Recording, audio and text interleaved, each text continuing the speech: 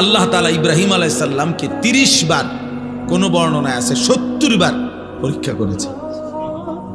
কি পরীক্ষা করছে এটি অনেক শব্দ বলা সম্ভব না, কিন্তু পরীক্ষা করছেন কিসের? আসলে এই সবগুলো পরীক্ষা হলো আল্লাহ তাআলা একটা জিনিস ওনার থেকে মূলত পরীক্ষা নিছেন, যে বারবারই ইব্রাহিম আলাইহিস সালামের কলিজার মধ্যে আল্লাহর মহব্বত, আল্লাহর ভালোবাসা সবচেয়ে বেশি কিনা আল্লাহ তাআলা এইটা বারবার পরীক্ষা করছে। প্রতিবারই পরীক্ষার মূল টার্গেট ছিল এইটা দেখা, যে ইব্রাহিমের কলিজায় আমার ভালোবাসা বেশি নাকি অন্য কোনো ভালোবাসা। ছোট্টবেলায় মা বাবা মূর্তি পূজক, এমনকি মূর্তি বিক্রেতা ওনার আব্বা, কিন্তু উনি সেখানে দাঁড়িয়েও তিনি বাবা মার অনুসরণ না করে ছোট্টবেলাতেই মহান আল্লাহকে ডাক দিছে। ইব্রাহিম আলাইহিস সালাম কোরআনে আছে, আব্বাকে বলছি, ইয়া আবাতি লিমা তা'বুদু মা লা ইয়াসমাউ ওয়া লা ইউবসিরু ওয়া লা ইউগনি আনকা শাইআন। হায় আব্বা, এগুলা কি পূজা করেন আপনি? এ কেমন মূর্তির পূজা করেন যে মা লা ইয়াসমাউ, যে মূর্তি কিছু শুনেও না, ওয়া লা ইউবসিরু কিছু দেখেও না, ওয়া লা ইউগনি আনকা শাইআন, হ্যাঁ, কিচ্ছু উপকারও করতে পারে না। এটা আসেও না, কান্দেও না, মাতেও না, মুতেও না। এটা কিতা? সদবোধ? সদবোধ না, এটা কি? লড়েও না, সরেও না, আপনি এটা কিসের ইবাদত করেন? এইভাবে বলছেন ইব্রাহিম আলাইহিস সালামকে ওনার আব্বা আজর বলছে, তোরে আমি তেজ্য পুত্র করে বাড়ি ছাড়া করে দেব, পাথর মেরে মেরে ফেলবো, লা আরজুমান্নাকা ওয়াহজুরনি মালিয়া। কোরআনে আছে ইব্রাহিম আলাইহিস সালাম বলছেন, বাবা আমি আপনাকেও ছেড়ে দিলাম, পুরা ফ্যামিলি ছেড়ে দিলাম, তবে মনে রাখবেন ওয়া আদউ রাব্বি, আমি আমার রব আল্লাহকে ডাক দিলাম। আসা আল্লাহ আকুনা বিদুআই রাব্বি শাকিয়া। এরপরে বললেন, বাপ আমি বিশ্বাস করি আমার ওই এক মহান আল্লাহ রবকে ডেকে কেউ কোনোদিন বেইজ্জতি হয় না। রবকে ডেকে কেউ বেইজ্জতি হয় না, আল্লাহকে ডেকে কেউ লাঞ্ছিত হয় না। ওয়াইদা সালাকা ইবাদি আন্নী ফাইন্নী করিব। আল্লাহ বলে, আমার বান্দা যখন আমার কাছে চায় আমি তার একদম কাছে চলে আসি। উজিবু দাওয়াতাদ দাঈ ইদা দাআনি। আমার বান্দা যখনই আমাকে ডাকে আমি তার প্রত্যেকটা ডাকে সাড়া দিয়ে থাকি। জমিন থেকে বলে বান্দা, জমিন থেকে বান্দা বলে আল্লাহ, রব্বে করিম আর শাজিম থেকে বলে বলো না বান্দা, বলো না। বান্দা বারবার বলে, জিকির করে, তাসবিহ পড়ে, কখনো বলে সুবহানাল্লাহ, কখনো বলে আলহামদুলিল্লাহ, কখনো বলে আল্লাহু আকবার, কখনো বলে লা ইলাহা ইল্লাল্লাহ। এভাবে আল্লাহকে ডাকতে থাকে, ডাকতে থাকে। আল্লাহ আল্লাহ আল্লাহ আল্লাহ আল্লাহ আল্লাহ। প্রতিবারই বলে, বলো না বান্দা, বলো না লাব্বাইকা আবদি, বান্দা আমি তো আছি, বলো না কি চাচ্ছ, কি চাচ্ছ, বলো না। কিন্তু বান্দা কিছুই বলে না, শুধু আল্লাহকে ডাকে, আল্লাহকে ডাকে, আল্লাহকে ডাকে। হাদিসের মধ্যে আছে, একটা পর্যায়ে আল্লাহ নিজেই তখন বলতে থাকে, আমি বুঝছি বান্দা তুমি আমারে ডাইকা মজা পাইছো, ঠিক আছে বান্দা তুই আমারে ডাকতে থাক, আমি আল্লাহ নিজেই তোকে দিতে থাকি। আমি জানি বান্দা তোর ছেলেটা অসুস্থ, মেয়েটা অসুবিধায় আছে, একটা ছেলে বিদেশে ঝামেলায় আছে, বউটার শরীর ভালো না, তোর নিজেরও শরীর ভালো না, তোর কোথায় কি অসুবিধা আমি তো জানি সব, তুই আমারে শুধু ডাকতে থাক, আমি তোর প্রয়োজন পূরণ করতে থাকি। মান শাগালাহু যিকরি আন মাসআলাতি আতাইতুহু আফদালা মিম্মা উতিয়াস সাইলিন। হাদিসে কুদসিতে আছে, আল্লাহ বলে, আমার যে বান্দা আমার জিকির করতে করতে আমার কাছে চাইতে সময় পায় নাই, আমি তারে সবাই চাইয়া যে টুক নিছে তার চাইতে বেশি দিয়ে দেব। আসা আল্লাহ আকুনা বিদুআই রাব্বি শাকিয়া। এজন্য ছোট্টবেলা থেকে ইব্রাহিম আলাইহিস সালাম পরীক্ষা দিয়েছে। নমরুদের আগুনের কুণ্ডুলিতে যখন পড়ে, তখন ইব্রাহিম আলাইহিস সালাম অগ্নিকুণ্ডে পড়ার সময় জিব্রাইল, মিকাইল, ইসরাফিল, আজরাইল এরকম 4 জন ফেরেশতা ওনারা এসে ইব্রাহিম আলাইহিস সালামকে সাহায্য করতে চাইছে। তাফসিরে আছে যে ফেরেশতারা বলছে আপনি আমাদের কাছে সাহায্য চাইলে আমরা আপনাকে আগুনের এই কুণ্ডুলি থেকে বাঁচিয়ে দেব। ফেরেশতারা তাফসিরে আছে ইব্রাহিম আলাইহিস না না জানো না, সরো তোমরা, আমি যার জন্য আগুনে পড়তে যাচ্ছি তিনি আমাকে দেখছেন। হাসবি আল্লাহ, আমার আল্লাহই যথেষ্ট। এই আল্লাহ এগুলো পরীক্ষা করছে বারবার কলিজার ভিতরে 24 ঘন্টা আমি নাকি গায়রুল্লাহ নাকি অন্য কেউ। এইভাবে পরীক্ষা করে করে 84 বছর বয়সে আল্লাহ তাকে একটা ছেলে দিছেন, ইসমাইল। বলছে ছেলে দিলাম, কোলে নিতে পারবে না, চুমা দিতে পারবা না, এমনি সাইয়া থাকবা। ও ঠিক আছে মালিক, আমি আপনাকে ভালোবাসি। এরপরে কয়দিন পরে আল্লাহ বলছে এবার আর সাইতাও পারতা না, দূরে দিয়ে আসো, চোখের আড়ালে যাও, বাচ্চার মারে হাজেরাকে দিয়ে আসো। তো আল্লাহর ঘরের কাছে, কাবার কাছে, মরুভূমিতে, খাদ্য পানি জনমানবহীন, ঘাস লতা পাতা বিহীন জায়গাতে একাকি রেখে আসছে। কয়দিন পরে আল্লাহ বলছে ইব্রাহিম, প্রথমে তো দেখতে দিছি, ছুঁইতে দেই নাই, এরপরে আড়ালে রাখছি, এবার আড়ালেও রাখবো না, এবার জবাই করে দাও। ইব্রাহিম আলাইহিস সালাম বলেন মাওলা আপনি জানেন না আমি আপনাকেই ভালোবাসি। বারবার পরীক্ষা নিল, আমি ইব্রাহিম, আমি হারতে চাই না মাওলা, আমি জিতবই, আমি জবাই করবই। তো ঠিক এই গর্দানে ছুরি রাখছে। তো ইব্রাহিম আলাইহিস সালাম কি তামসা করে জবাই করতেছিল না বাস্তবিকই? উনি বাস্তবিকই চাইছে, উনি ঠিক মতোই জবাই করতে চাইছে। আল্লাহ তাআলা জবাই হইতে দেন নাই। কিন্তু আমার বলার উদ্দেশ্য হলো এই সমস্ত পরীক্ষার বিনিময়ে আল্লাহ তাআলার কাছে বারবার সর্বপ্রথম খতনা, এই যে পুরুষের যে খতনা করায় বাচ্চার, এই খতনা, এই হুকুম আল্লাহ প্রথম ইব্রাহিম আলাইহিস সালাম তার জীবনের এই সমস্ত পরীক্ষার বিনিময়ে যখন উত্তীর্ণ হয়েছেন, এইভাবে এই যে কইলাম উনি সর্বপ্রথম আল্লাহ তাআলা খতনার হুকুম ওনাকে দিয়েছেন। উনি বয়সকালে নিজের খতনা নিজে করাইছেন। প্রথম দাড়ি চুল, এই পৃথিবীতে প্রথম ব্যক্তি যার দাড়ি চুল সাদা হয়েছে বুড়ার কারণে, বয়সের কারণে, ইব্রাহিম আলাইহিস সালাম। আউয়ালু মান শাবা, মানে উনার আগে আদম আলাইহিস সালামের পরে কারো চুল দাড়ি সাদা হতো না, বুড়া হইল সর্বপ্রথম আল্লাহ তাআলা উনার চুল দাড়ি সাদা বানাইছেন। কওমের লোকেরা বহু মন্দ কিছু কইছে যে ধর্মান্তরিত হওয়ার কারণে, বাপদাদার ধর্ম ছেড়ে দেওয়ার কারণে চেহারা পাল্টায় গেছে। কিন্তু ইব্রাহিম আলাইহিস সালাম আল্লাহ তাআলার মহব্বতকে প্রাধান্য দিয়ে কারো কোনো নিন্দায় তিনি সামান্যতম প্রভাবিত হন নাই। এইভাবে বারবার পরীক্ষা দিয়ে ইব্রাহিম আলাইহিস সালাম যখন উত্তীর্ণ হয়েছেন, সেই উত্তীর্ণ হওয়ার পরে আল্লাহ তাআলা তাকে এবার বলছি ইব্রাহিম আমি তো তোমার কিছু একটা পুরস্কার দিতে চাই, চলো ইব্রাহিম, পুরস্কার স্বরূপ আমার ঘর, কায়নাতের সর্বশ্রেষ্ঠ ঘর, আমি আল্লাহ তাআলার ঘর কাবা তোমার হাত দিয়ে বানাইতেছি, যাও তুমি আমার ঘর বানাও। আমার এই ঘর আমি আদম আলাইহিস সালামের জামানায় ফেরেশতাদের মাধ্যমে বানাইছিলাম, নূহ আলাইহিস সালামের জামানায় আমি ঘরের উপরের প্রাচীর দেওয়াল তুফানের সময় আমি উঠাই নিয়েছিলাম। অনেক দিন হয়েছে আমার ঘরের ভিত্তি আছে নিচে, কিন্তু উপরে আর বানাই নাই, এবারে তোমারে দিয়ে বানাই, তো তুমি আমার ঘর বানাও।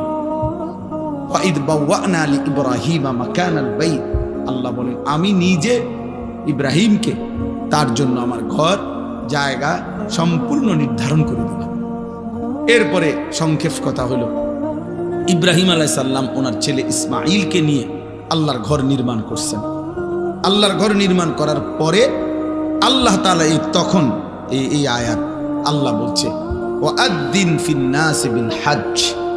ইব্রাহিম, তুমি যেহেতু আমার ঘর বানিয়েছ, অতএব আমার এই ঘরকে কেন্দ্র করে সারা পৃথিবীর আমার বান্দাদেরকে ঘোষণা দাও যে তারা যেন আমার এই ঘরকে উদ্দেশ্য করে হজে আসে। ওয়াদ্দিন ফিন নাস বিল হজ, হজ্জের ঘোষণা দাও।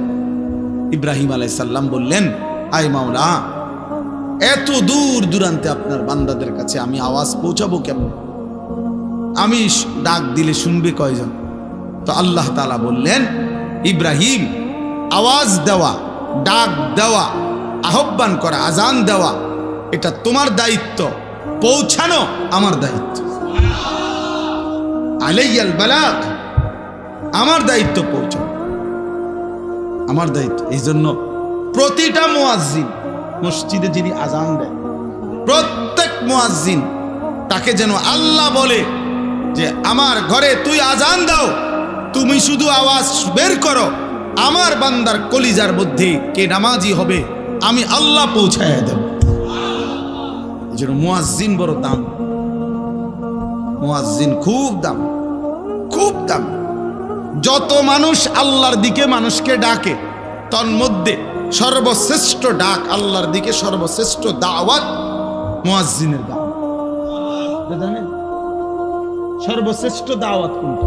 আজান, পূর্ণাঙ্গ দাওয়াত। এজন্য পৃথিবীর কোন বক্তা, ওয়াইস, পীর, একের যত বড় বুজুর্গ হোক, যারা মানুষকে আল্লাহর দিকে ডাকে, ওনাদের সকলের দাওয়াতের চাইতে শ্রেষ্ঠ, পূর্ণাঙ্গ, পরিপূর্ণ দাওয়াত হলো মুয়াজ্জিনের দাওয়াত, তাওহীদের দাওয়াত। প্রমাণ কি? প্রমাণ হলো এই আজানের দোয়া। এই দোয়াটাই কি? আজানের দোয়া নবীজি বলছেন, আজানের দোয়ার মধ্যেই নবীজি আজানকে বলছেন, আল্লাহুম্মা রাব্বা হাযিহিদ দাওয়াতিত তাম্মা। এই যে দাওয়াতিত তাম্মা মানে হলো পূর্ণাঙ্গ দাওয়াত। কি? আজান। নবীজি এখানে পূর্ণাঙ্গ দাওয়াত বলছে কোনটা রে? হ্যাঁ, এই জন্য আজান আমাদের দেশে খুব গাফলতি। গ্রামের বুড়া অসল 200 বছরের বুড়া একজন রে দায়িত্ব দিয়ে দিছে, এবার আজান দেয়া যায় 300 বছর ধরে এরকম করে। আজান মানে না, মানে মস্কারি করে। আরে হুজুর আজান কদ্দুর বোঝেন তো, আর এটা লেগে একজন লোক রাখিয়া হুদা ঝামেলা বানাই গেলাম। আজানে না কদ্দুর, এটা বলে আজান কদ্দুর। এটার লেগে একজন লোক রাখিয়া টাকা 3000 নষ্ট করার চাইতে বন খাউন, 3000 টাকার বন খাইলে কতগুলো বন পাওয়া যাবে, বুঝেন না কথা? আশ্চর্য, আফসোস, অসংখ্য মসজিদ খামখেয়ালি করে মুয়াজ্জিন রাখেন, মুয়াজ্জিন রাখেন, মনে করে এটা কিচ্ছু না, এটা আজান কদ্দুর হুজুর, এটা আবার একবারে এটার লেগে এত একটা লোক রাখতো। কিন্তু একজন দিলেই তো, একজন যদি দিলেই হইলো এটা হইতো, তো রাসূলুল্লাহ সাল্লাল্লাহু আলাইহি সাল্লামের জামানায় সমস্ত সাহাবী তো আজান দিতে পারতো, তো আলাদা বেলালকে নির্ধারণ করা হলো কেন? কথা বলেন না কেন? আলাদা নির্ধারণ করা হলো কেন? রাসূলুল্লাহ সাল্লাল্লাহু আলাইহি সাল্লাম মুয়াজ্জিন নির্ধারণ করছেন কিনা বলেন? তাইলে এটা খেয়াল করবেন। মসজিদের ইমাম, মসজিদের মুয়াজ্জিন মসজিদের সমস্ত টাইলসের চাইতেও দামি। মসজিদ টাইলস না হলেও চলতো, কিন্তু মুয়াজ্জিন থাকা দরকার ছিল। মসজিদে SS5 এর গেট না লাগাইলেও চলতো, মসজিদে উপযুক্ত ইমাম থাকা দরকার ছিল। আগে কইয়া লয় 4000 টাকা 5000 টাকার ভিতরে হুজুর একজন হুজুর দেন, 5000-এর ভিতরে। হ্যাঁ, হুজুরে দিতে হবে 5000-এর ভিতরে। আমি অনেকের জিজ্ঞাসা করছি যে চাচা 5000 টাকাটা কি দিন ধরছেন না শরীরের ওজনে ধরছেন না কি হিসেবে, মানে হুজুর মিলাইছেন কেমনে, যে ডেইলি 300 কইরা না 200 কইরা না কেমনে মিলাইলেন 5000? নাকি হুজুরের শরীরের ওজন, যদি হুজুরের ওজন হয় আপনার 60 কেজি, তাহলে বেতনে 5000 কেমনে মিলাইছেন? আফসোস, হায় মুসলমান, যদি আখিরাতের কদর বুঝতো, যদি নামাজের প্রয়োজন বুঝতো, যদি প্রয়োজনীয় মাসাইল শিখা, ওযু, নামাজ, গোসল, হালাল হারাম, বাজার, ব্যবসা, বিবাহ, শাদী, লেনদেনে জাকাত, সাদাকা, ইসলামের বিধান যদি পূর্ণ মানার প্রয়োজন বোধ করত, তো খোদার কসম এই সমাজের ইমাম আর মুয়াজ্জিনই হতো সবচেয়ে বেশি পয়সার বেতনধারী। মূলত আমরা মনে করছি আমাদের এগুলা কোনো দরকার নাই, নমাজ কদ্দুর ফরাইব, হ্যাঁ টিয়া 5,000, আবার আলগা আছে হুজুর, আলগা আছে মানে আলগা জিন, হুজুরের লগে কি আছে, জিন ভূত আলগা আছে। আপনার বেতন কম হইলে কি হুজুর আলগা মাশাআল্লাহ বানা, আলগা কিতা, আলগা জিন না, আলগা আমাদের দেশে তো আলগা আছে কয় ভূতের, জিনে ধরলে কয় তার লগে আলগা আছে। বলে না এটা আলগা আছে কত হেঁটে রে, যারে জিনে ধরে তারে না কয় আলগা আছে। আফসুসের আলগা আছে না, মুয়াজ্জিনকে কদর করো বলেন ইনশাআল্লাহ। প্রত্যেকে নিজ নিজ জায়গায় ফিকির করে, মসজিদের ক্ষেত্রে মনে রাখেন এটা ইমাম মুয়াজ্জিনের অনেক প্রয়োজনীয়তা। উপযুক্ত ইমাম, উপযুক্ত মুয়াজ্জিন দরকার দরকার, এটা আমরা এটার প্রতি গুরুত্ব দিই। এই মানে লাইটিং করে মসজিদের ডেকোরেশন করে অনেক সুন্দর করছে, ভালো, এটা করছেন, আমি গুনাহ করছেন আমি এটা বলি না, কিন্তু ইমাম মুয়াজ্জিনের ব্যাপারে এই খামখেয়ালি কেন এই খামখেয়ালি? আল্লাহ আমাদেরকে মাফ করে দেন।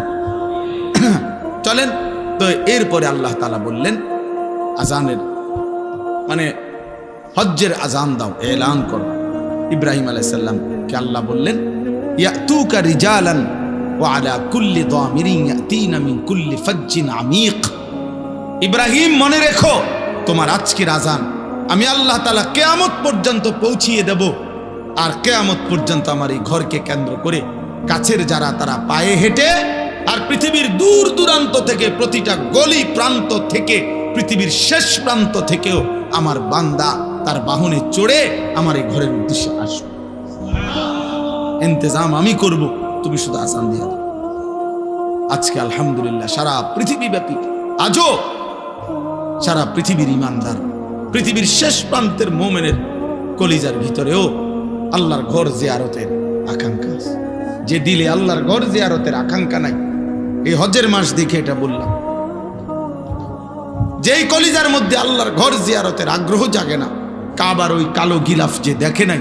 আমি সব সময় বলি বাবা, ছেলেরা তোমাদেরকেও শুনো ভাইয়া, কালো ওই গিলাফ, কাবার ওই কালো ঘর, কালো গিলাফ, আল্লাহর ঘরের সৌন্দর্য যে দেখে নাই, যে চোখ, মদিনার রওজা সবুজ গম্বুজ যে চোখ দেখে নাই, আমি সব সময় বলি ওই চোখ কিছুই দেখে নাই।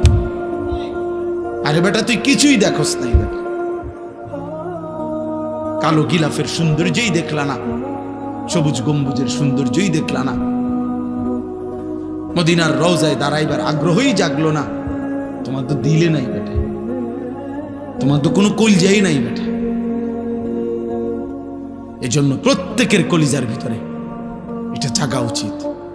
আফসোসের ব্যাপার, 3টা ছেলে বিদেশ পাঠাইছে, 3 লাখ টাকার ব্যবস্থা হয়েছে, বাড়িতে একখান বিল্ডিং করছে, বিল্ডিং বাবদ 20 লাখ টাকা খরচ হয়েছে, রাস্তার লগে জমি কিনছে, জমিগুলোর টাকা সব ব্যবস্থা হয়েছে, সব কিছু ব্যবস্থা হয়েছে, কিন্তু বুড়া এমন ডাকাত, 60 বছর বয়সও জিগাইলে হজ করতেন না, না দেখি আর আমগো কাম নেই, সংসার করতে করতে তো জীবন শেষ, সংসার করতে করতে জীবন শেষ, বুঝলেন না? এখানের 6 লাখ টাকা আর কোনো দিন ব্যবস্থা হয় না, কিন্তু 8 দিনের ভিতরে ভিসা নইলে ক্যান্সেল হয়ে যাবে 12 লাখ টাকা। আল্লাহু আকবার, বুড়ার শৈলী আলগা বর করে, ঠিকই 12 লাখ টাকা উনি 2 দিন আগেই কি করে ফেলে, হ্যাঁ, অথচ হজ্জের টাকা হয় না, আল্লাহর ঘর জিয়ারতের স্বপ্ন জাগে না। আল্লাহর ঘর জিয়ারত, রাসূলুল্লাহ সাল্লাল্লাহু আলাইহি ওয়াসাল্লাম বলেন, পরিষ্কার হাদিস, যার উপরে হজ ফরজ হলো অথচ হজ না করে মরে গেল, কসম আল্লাহ, নবীজি বলে আমি জানি না এটা হয় ইহুদি মরলো নয় খ্রিস্টান, মুসলমান মরলো না। অতএব এইটাই আমার শেষ কথা, দয়া করে ভাবতে শিখেন, একটা শুধু উদাহরণ বলি, মনে করেন একজন, এই আপনার একজন চাচা, আপনার বসতের ভিটাটা ছাড়া 10 শতক জায়গা আছে, মনে করেন আলগা রাস্তার লগে খেতে কেন দিয়েও, এটা বসত না, আলগা জমি। এই 10 শতক জমির থেকে 3 শতক বা 4 শতক মনে করেন বেচলে হজের টাকা এবং সংসারের এই কয়দিনের খরচের টাকা হবে, মানে 1.5 মাস হজের টাকা আর এই সংসারের টাকা হবে। আর বাকি যেই জমিটা রইছে এইটা ফিরে আসলে এটা দিয়েই তার সংসার চলবে ইচ্ছা করলে। কসম খোদার, যদি কোনো মুসলমানের আর এই ব্যক্তির কাছে শুধু এই জমিটাই আছে, আর টাকা পয়সা, ব্যাংক ব্যালেন্স, ব্যবসা, অন্য আর কিচ্ছু নাই, কিন্তু এতটুকু জমি আছে যে জমির কিছু অংশ বিক্রি করলে হজের টাকা এবং সংসারের খরচের এই কয়দিনের টাকা হবে, ফিরে আসলে ওই বাকিটুকু জমি দিয়েও ইচ্ছা করলে তার সংসার চলবে, ওই ব্যক্তির উপরে আল্লাহর কসম হজ ফরজ। এবার আপনারা হিসাব করেন ভাইয়া কি পরিমাণ মুসলমানের না হেবাটা হজাইতো না, যাইব কেমনে? গেলাম হইলে তারা 3 ওগারে বিদেশ পাঠাইছি, তারারে যদি আল্লাহ লোয়াইতো, তারা যদি পাঠাইতো, হেবাটা বইয়া বইয়া চা দোকানে বন খায়, বিড়ি খায়, গপ মারে। বুঝেন নাই কথাটা? লম্বা লম্বা সুন্দর সুন্দর কথা কয়। 3 ফুটে যদি দয়া করে তারা যদি বিদেশের টাকা দিয়া হেবাটারে হজে পাঠায় তাহলে যাবে, নাহলে যাবে না। তো কোনো সন্তান বিদেশ পাঠাইলেনি হজ ফরজ হয়? কথা বলেন না কেন? তো ফুট বিদেশের লগে হজের কি?